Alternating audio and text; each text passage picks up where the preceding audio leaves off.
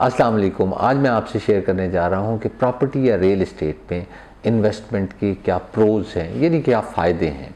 इसी तरह एक और वीडियो जो 1-2 दिन में अपलोड हो जाएगी, उसका मैं आपसे उस वक्त लिंक शेयर कर दूंगा यहाँ। अगर आप देखना चाहें तो वो वीडियो देख सकते हैं।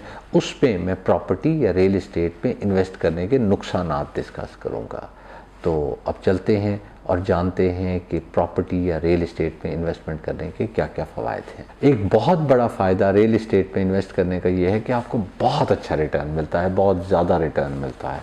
अब कुछ लोगों का ये ख्याल है कि शायद रियल एस्टेट में इन्वेस्ट करने में सबसे ज़्यादा रिटर्न मिलता है। हो सकता है ऐसा ही होता हो, उनके साथ जहां वो इन्वेस्टमेंट करते हों उनकी बहुत ज़्यादा बढ़ जाती हो इन्वेस्टमेंट। लेकिन दूसरी तरफ कुछ लोग इतने लकी नहीं होते रियल एस्टेट में इन्वेस्टमेंट करने के मामले में। कुछ लोगों को शायद स्टॉक्स में ज़्यादा बचत मिल जाती है, कुछ को बिज़नेस में ज़्यादा बचत मिल जाती है। लेकिन एक बात तो किसी हद तक सही है कि अगर मैं 4-5 सेक्टर्स या 4-5 इन्वेस्टमेंट अपॉर्चुनिटीज़ की बात करूं तो उनमें से तो टॉप जो आती हैं इन्वेस्टमेंट अपॉर्चुनिटीज़, उनकी अगर मैं बात करूं तो उनमें से रियल एस्टेट तो एक है ही है। तो इस तरह अगर आप रियल एस्टेट में इन्वेस्ट करते हैं तो आपको बहुत ज़्यादा फ़ायदा मिल जाता है। मैंने ये कहा कि real estate investment top 4-5 investment opportunities में से एक है पाकिस्तान के लिए। तो इसका ये मतलब नहीं है कि 5th नंबर पे है, इसका ये मतलब है कि 1st, 2nd, 3rd, 4th, 5th। ज़ाहिर मुझे सेक्टर्स का इतना नहीं पता और सेक्टर्स का, तो मुझे नहीं पता उसमें क्या क्या रिटर्न्स हैं, इसलिए मैं बड़ा एडमेंट हो के ये नहीं कह सकता कि रियल एस्टेट पे सबसे ज़्यादा रिटर्न मिलता है और किसी और सेक्टर में नहीं मिलता। इसलिए मैंने इसे टॉप 5 में रखा है। चोरी का ख़तरा नहीं होता, ये बहुत अच्छी बात है कि गोल्ड चोरी हो जाता है, कार्स चोरी हो जाती हैं, लेकिन ज़मीन चोरी नहीं होती। हाँ, अलबत्ता ये मुमकिन है कि डकैती हो सके ज़मीन के मामले में। आपने देखा होगा कि लोग गन पॉइंट पे ज़मीन लिखवा लेते हैं, ज़मीन ले लेते हैं, छीन लेते हैं। और डेवलपर्स के केस में कुछ डेवलपर्स ऐसे हैं जो इवन बंदा मरवाने से भी गुरेज नहीं करते ज़मीन कैप्चर करने के लिए या हासिल करने के लिए। कुछ ऐसी पॉकेट्स उनकी सोसाइटीज़ में होती हैं जिसके लिए वो अपना बंदा भी मरवा सकते हैं और किसी और का बंदा भी मरवा सकते हैं। तो ये उनके लिए मुमकिन है, इसलिए चोरी का कम अज़ कम ख़दशा नहीं होता। ये प्लस है एक रियल एस्टेट का। लेवरेजिंग ऑप्शन मिल जाती है, इसका मतलब है आपको बहुत आराम से लोन मिल जाता है अगर आपके पास ज़मीन है। बैंक्स खुशी खुशी उस ज़मीन को कोलेटरल के तौर पे रख के और आपको अच्छा खासा लोन दे देते हैं। और लोग ये करते हैं, अपनी ओवरड्राफ्टिंग लिमिट्स, अपने दूसरी बैंक लोन्स ले लेते हैं और उस पर बिज़नेस कर रहे होते हैं और साथ ज़मीन भी रखी हुई होती है। तो ज़मीन अप्रिशिएट हो रही होती है और साथ उनका बिज़नेस भी चल रहा होता है और आहिस्ता आहिस्ता उनका लोन भी पे ऑफ हो रहा होता है। तो उधर उनकी ज़मीन बढ़ जाती है, इधर बिज़नेस में फ़ायदा हो जाता है, तो डबल फ़ायदे हो जाते हैं।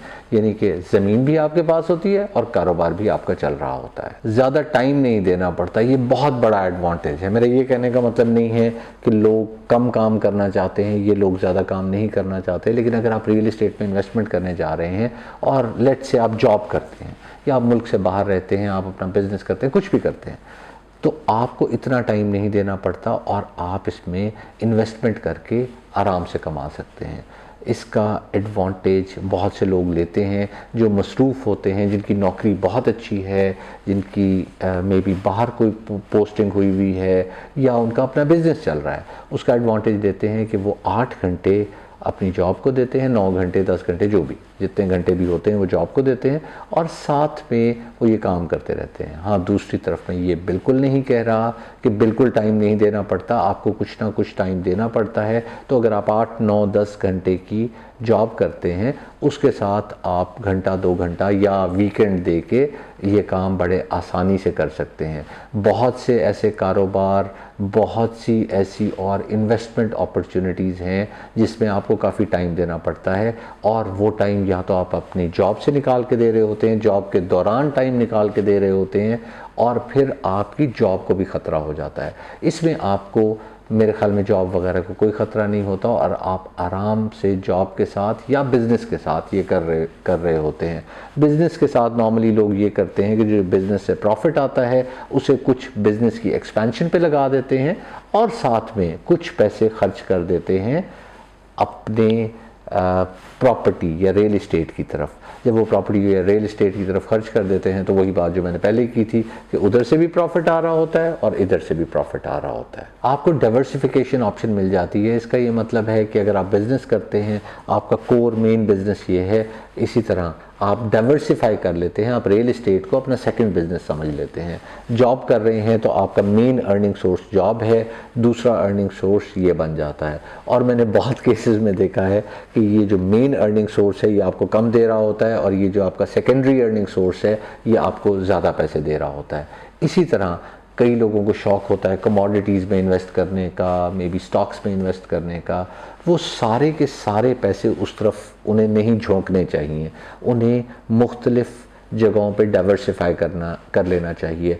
और मेरे ख्याल में रियल इस्टेट या प्रॉपर्टी एक बहुत अच्छी ऑप्शन है जहां आप डाइवर्सिफाई कर सकते हैं। ब्लैक मनी को वाइट करने का बहुत अच्छा तरीका है। वैसे तो आपके पास ब्लैक मनी नहीं होनी चाहिए, लेकिन अगर आपके पास ब्लैक मनी है तो उसे वाइट करने का ये बहुत अच्छा तरीका है। अच्छा, ब्लैक मनी से फ़ौरन हमारी सोच जाती है कि रिश्वत के पैसे। मेरे ख्याल में रिश्वत के पैसे नहीं हैं, हमारी अनडॉक्यूमेंटेड इकॉनमी है जिसमें बहुत सारे टैक्सेस लोग पे नहीं कर रहे होते, शायद उन्हें compete करना होता है बाकियों से, और बहुत से और रीजंस होते हैं। मैं ये नहीं कहता कि वो जस्टिफाइड है किसी तरह, लेकिन उनके पास पैसे होते हैं लेकिन वाइट मनी नहीं होती।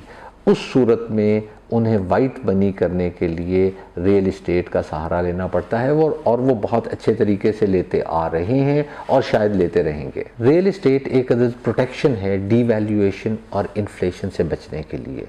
मेरे ख्याल में अगर आप मुल्क से बाहर हैं और आप किसी दूसरी स्टेबल करेंसी में आपके पास पैसे हैं तो फिर भी आप बेहतर रह जाते हैं, आपको इतनी जल्दी डिसीजन नहीं करना होता।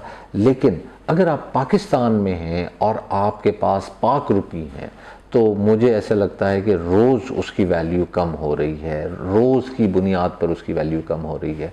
एक छोटी सी आपको एग्जांपल देता हूँ।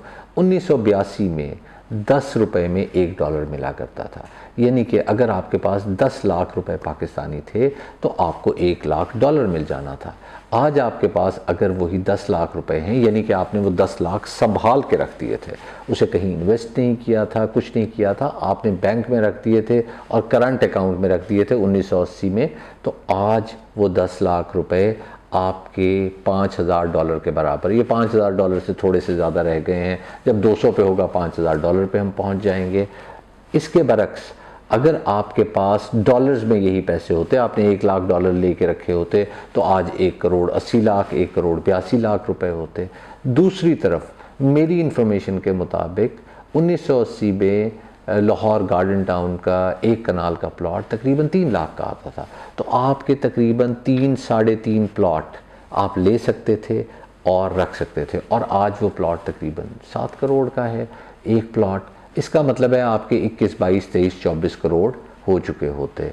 तो 10 लाख बामुकाबला 1,80,00,000 बामुकाबला 24 करोड़। तो ये एक हेज है जो हमारी करेंसी बहुत तेज़ी से डिवैल्यू होती है उसके मुकाबले में, और ख़ाली ये हेज नहीं है, उससे भी बहुत ज़्यादा दे देता है। मैं आपको ज़रा मवाज़ने में दिखा देता हूँ कि 10 लाख अगर वैसे थे, उससे 20 गुना ज़्यादा डॉलर में बढ़े और 200 गुना ज़्यादा या 250 गुना ज़्यादा आपके प्रॉपर्टी में बढ़े। डिलेड पेमेंट्स देनी होती हैं आपको रियल इस्टेट में। लाहौर, कराची, इस्लामाबाद और बड़े बड़े शहरों में ऐसा नहीं है, लेकिन छोटे शहरों और देहात में ऐसा होता है कि प्रॉपर्टी आपको 6 महीने का टाइम मिल जाता है, 1 साल का टाइम मिल जाता है पेमेंट देने का।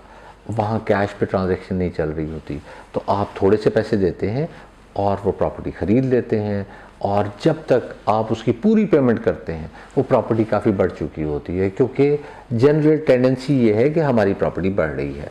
थोड़ी पेमेंट दे के आपने प्रॉपर्टी ली और उसके बाद जब आपने एक्चुअल पे किया उस वक्त तक वो बढ़ चुकी होती है।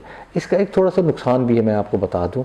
उन शहरों में जब आप प्रॉपर्टी बेचने जाते हैं तो आपकी कैश पे प्रॉपर्टी नहीं बिकती, क्योंकि वहाँ का ट्रेंड ये है, जब आप कैश पे बेचना चाहते हैं तो कोई और प्रॉपर्टी उस जगह पे होती है जो क्रेडिट पे कोई शख्स बेच रहा होता है, या आप के पास इतनी बड़ी होल्डिंग हो कि आप वो सारी प्रॉपर्टीज़ उठा लें और फिर आप डिसाइड कर लें कि नहीं मैंने कैश पे बेचनी है।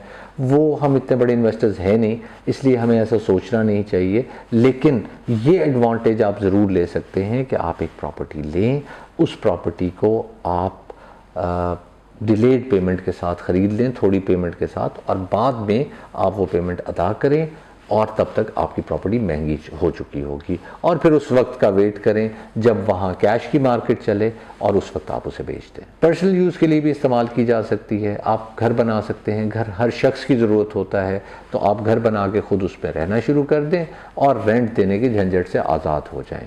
साथ में ये एक सेंस ऑफ अचीवमेंट होती है कि मैंने अपना घर बना लिया है। आप अपने आप को स्टेबल फील करते हैं, आप मेंटली अनस्टेबल नहीं रहते।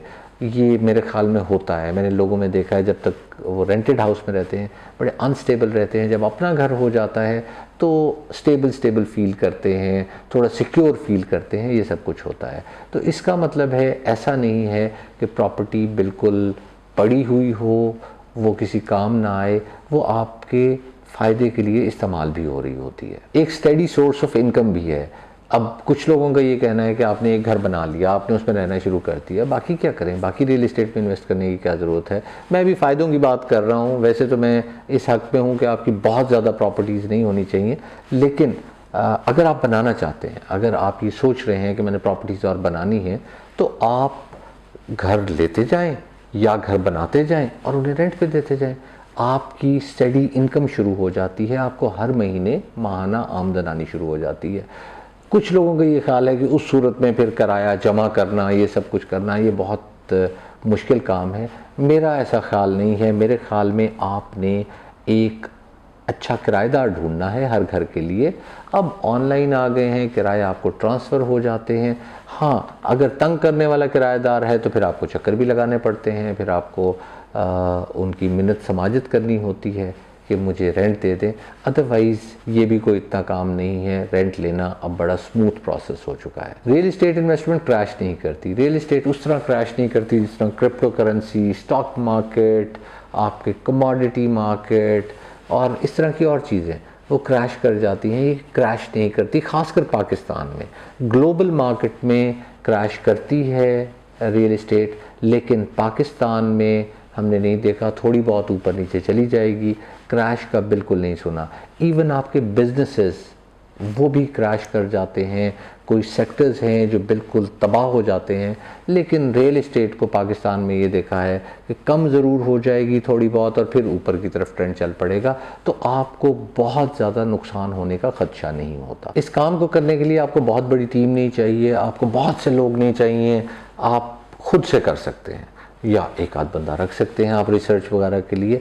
अदरवाइज़ आपको सर्विसेज बहुत सस्ते दामों मिलती हैं। आप आउटसोर्स कर दें, आप सबलेट कर दें सर्विसेज, आपको बहुत सस्ते दामों मिलती हैं। प्रॉपर्टी डीलर, अगर जेन्युइन आपको प्रॉपर्टी डीलर मिल जाए, ईमानदार आपको प्रॉपर्टी डीलर मिल जाए, तो मेरे ख्याल में 1% कॉस्ट कोई कॉस्ट ही नहीं है। हाँ, अब 1% से ज़्यादा वो तरीके से ले जाते हैं, वो एक अलग बात है, लेकिन अगर 1% लिया जाए तो मैं तो कहूँगा कोई कॉस्ट नहीं है। शायद इससे ज़्यादा लेना चाहिए, 1.5% लेना चाहिए, 2% लेना चाहिए प्रॉपर्टी डीलर्स को। लेकिन आपको जो मैं बात करना चाह रहा था कि बहुत बड़ी टीम नहीं चाहिए। आप खुद से या कुछ सर्विसेज दूसरे लोगों से लेके आप बहुत आराम और सुकून से ये सब कुछ कर सकते हैं। एक अच्छा लॉयर आपको चाहिए, एक अच्छा प्रॉपर्टी एजेंट चाहिए, एक दो और अच्छे लोग चाहिए, स्टैम्प पेपर वगैरह लिखने वाले हैं, दैट्स इट। आपको अपने बच्चों को देने के लिए ये बहुत अच्छा तोहफ़ा है। आपने अगर बच्चों को रियल इस्टेट या कोई प्रॉपर्टी या कोई प्लॉट दे दिया तो उन्हें ज़िंदगी में किसी भी वक्त मुश्किल आती है तो वो उसे बेच सकते हैं। वैसे तो देखें, अल्लाह ताला ने मदद करनी होती है ऐसी सिचुएशन में, लेकिन हम कमज़ोर ईमान वाले लोग हैं। हम लोग ऐसा सोचते हैं कि हम अपने बच्चों के लिए कुछ सेविंग करें, कुछ ऐसी चीज़ें बना के संभाल के रखें ताकि उनके लिए कुछ हम उन्हें दे के जाएं। उस केस में मेरे ख़्याल में ज़ेवर या किसी और चीज़ से ये ज़्यादा अच्छी चीज़ है जो उनके इस्तेमाल में आ जाती है, और इसीलिए आपने देखा होगा ज़्यादातर लोग अपने बच्चों को घर देना पसंद करते हैं। तो ये एक और फ़ायदा था रियल इस्टेट में इन्वेस्ट करने का, और मेरे ख़्याल में आखिरी फ़ायदा था जो मैं आपको बता रहा था। इसके साथ मुझे इजाज़त दीजिए, दुआ में याद रखिएगा। अल्लाह हाफ़िज़।